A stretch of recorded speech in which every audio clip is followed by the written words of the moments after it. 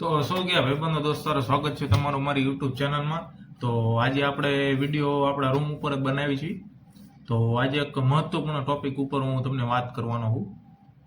તો અત્યારે હાલમાં ચર્ચામાં રહેલા સોનમ વાંગચુક નું આપણે કેરેક્ટર જાણીએ કે વ્યક્તિ કોણ છે, ક્યાંના છે અને એમને પોતાના જીવન દરમિયાન કેટલી સિદ્ધિઓ એમને પ્રાપ્ત કરેલી, પોતાની હાસિલ કરેલી સિદ્ધિ તેમજ લોકોને કેટલા એમને કામ આવ્યા છે, તેમજ દેશને કેટલા કામ આવ્યા છે, દેશમાં રહેલી આપણી મિલિટરીના કેટલા એમને ઉપયોગમાં આવેલા, એમના કેટલાક આવિષ્કાર હાલ મિલિટરીના જવાનો પણ તેનો લાભ લઈ રહ્યા. એટલે આ વ્યક્તિ આપણા દેશ માટે અને દેશની પબ્લિક માટે બહુ બધું કર્યું. તેમ છતાં દેશની સરકાર એમ કહે કે આ વ્યક્તિ એક ટેરરિસ્ટ સાથે મળેલો છે, કે ટેરરિસ્ટનું નેટવર્ક ચલાવે છે, કે દુશ્મન દેશ સાથે આના ઘણા બધા વહીવટ ચાલતા હોય. તો આજે વ્યક્તિનું તમને જીવન પરિચય હું તમને જણાવવાનું છું. અને જીવન પરિચય તમે જાણ્યા પછી હું તમને એમની આખી એકડ એકથી લઈને કે છેક સુધીનું તમને આખી ચર્ચા કરીશ. લગભગ તો મારાથી બનશે ને તો આના 5-6 એપિસોડ હું લાવીશ. તો શું તમને ખબર છે સોનમ વાંગચુક કોણ છે? એને અત્યારે ખુદના જીવનકાળ દરમિયાન કેટલી સફળતાઓ મેળવેલી, ભારત માટે એને શું કરેલું છે. તે સિવાય સોનમ વાંગચુક પોતાનો જીવન પરિચયમાં શું છે, એને એજ્યુકેશન લેવલ એનું ક્યાં સુધીનું છે અને એને કયા એવોર્ડ મળેલા છે, એ બધી વસ્તુ તમને આ વિડીયોમાં જણાવીશ. તો એન્ડ સુધી વિડીયોને જોજો. સોનમ વાંગચુકનો જન્મ 1 સપ્ટેમ્બર 1966 ના રોજ લદ્દાખના એક નાના એવા ગામમાં થયો હતો. સોનમ વાંગચુક 9 વર્ષના થયા ત્યાં સુધી તેમને શિક્ષણ એમની માતા પાસેથી લીધું. ત્યારબાદ એમને ઉપરી શિક્ષણ લેવા માટે શ્રીનગરની સ્કૂલોની અંદર તેમને એડમિશન લીધું. પરંતુ ત્યાંની તેમને ભાષારે અનુકૂલન ન આવતી અને ઘણી બધી મુશ્કેલીઓ વેઠવી પડતી. ત્યારબાદ તેમને મનમાં વિચાર્યું કે એવું નક્કી કર્યું કે જે તે સ્ટુડન્ટ કે વિદ્યાર્થી હોય એમને એજ્યુકેશન મેળવવું તો પોતાની પ્રાદેશિક ભાષા કે પોતાની પરિસ્થિતિને અનુકૂલન આવે એ રીતેનું જ એજ્યુકેશન લેવું જરૂરી છે. આવું એમનું એક વિચારસરણી હતી.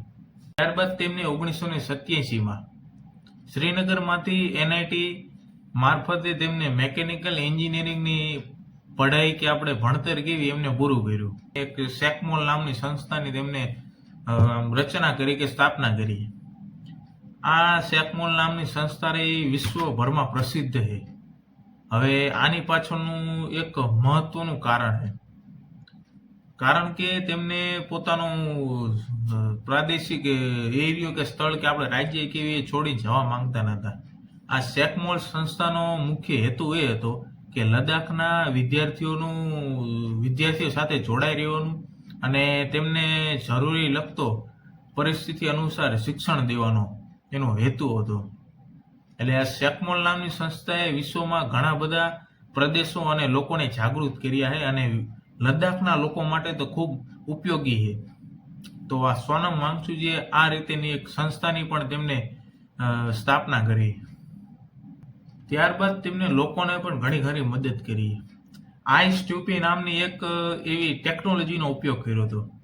હવે આ ટેકનોલોજીની તમને વાત કરું કે ત્યાંના ખેડૂતો રહ્યા ને એ શિયાળામાં તો વાંધો નહીં, પણ ઉનાળામાં લોકો બહુ વધારે હેરાન થતા, ખાસ કરીને આપણા ખેડૂત મિત્રો. શિયાળામાં તો પાણી મળી રહેતું હોય, પણ ઉનાળામાં તો સાવ પાણી મળે નહીં, આખો પર્વતીય વિસ્તાર હોય એટલે તકલીફ પડે. તો આ લોકોએ એવું વિચાર્યું સોનમ વાંગચુકજીએ કે એક શંકુ આકાર એટલે કે આપણે પર્વત ટાઈપ ગણવીને એ રીતે એક મોટો વિશાળ કૃત્રિમ બનાવેલો બરફ દ્વારા બનાવેલો એક મોટા પર્વતનું નિર્માણ કર્યું. હવે આ નિર્માણ કર્યું એટલે પછી એમને ઉનાળો આવે, ઉનાળાના તાપના કારણે જે તે રીતે પ્રકાશ પડે એની ઉપર એટલે બરફ ઓગળે અને નીચેના ભાગના ખેડૂતો કે ખેતી કરતા હોય તો એ લોકોને ઉનાળામાં પણ પાણી ભરપૂર માત્રામાં મળી રહેતું. શિયાળામાં તો વાંધો નહોતો આવતો. એટલે ખેડૂતો માટેની પાણી માટેની રહેલી સમસ્યા પણ આ વ્યક્તિએ દૂર કરેલી. ત્યારબાદ બીજી વસ્તુ તમને જણાવું, આ વ્યક્તિને ઘણા ખરા આંતરરાષ્ટ્રીય એવોર્ડ પણ મળેલા. 2016માં તેને રોલેક્સ એવોર્ડ મળેલો. 2017માં global award for sustainable architecture નામનો એવોર્ડ પણ તેમને મળેલો. ત્યારબાદ 2018માં રેમસ મેગ્સેસે એવોર્ડ પણ તેમને મળેલો, જેનો આપણે શું કે એશિયાનો નોબેલ પુરસ્કાર પણ આપણે એને કહી શકીએ કે મોટા ભાગના લોકો કે આનો આ રીતેનો વર્ડનો ઉપયોગ કરતા હોય કે તેને નોબેલ પુરસ્કાર પણ કહેવામાં આવે.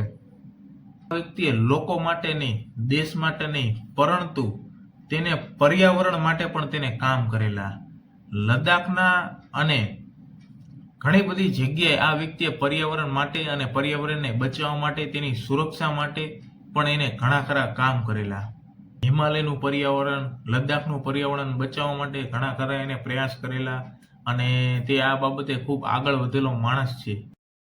આ તો માત્ર ટૂંકમાં મારીથી બનતો મેં પરિચય તમને આપ્યો છે સોનમ વાંગચુકજીનો, પરંતુ આ માત્ર એક પરિચય હતો. આ સિવાય ઘણી બધી માહિતીઓ તમને જણાવીશ આ વ્યક્તિ પ્રત્યેની.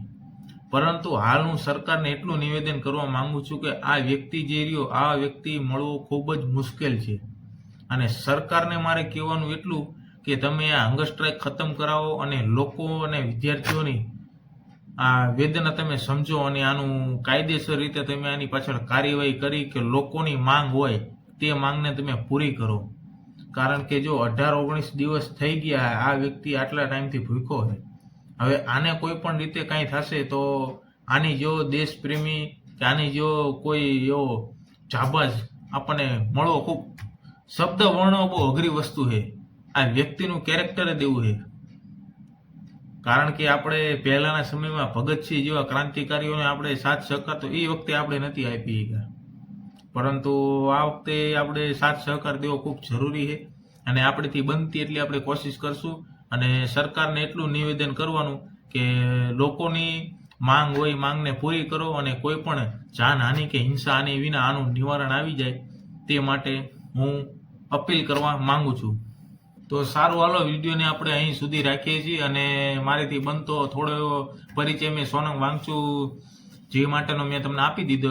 કારણ કે આ વસ્તુ જાણી ખૂબ જરૂરી છે. અત્યારના સમયમાં લોકો બધા એ અવાજ ઉઠાવે છે, કોઈ આ વ્યક્તિને જાણતું પણ નહોતું પહેલા.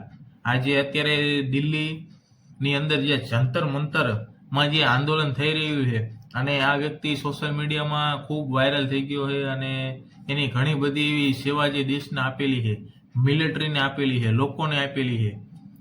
એટલે માણસોને લગભગ તો ખબર નથી આ બધી વસ્તુની. જે યુવા પેઢી હોય એ લોકોને ખબર હોય, પછી જૂના જાણીતા માણસો હોય એ લોકોને લગભગ આ વસ્તુની ખબર નથી.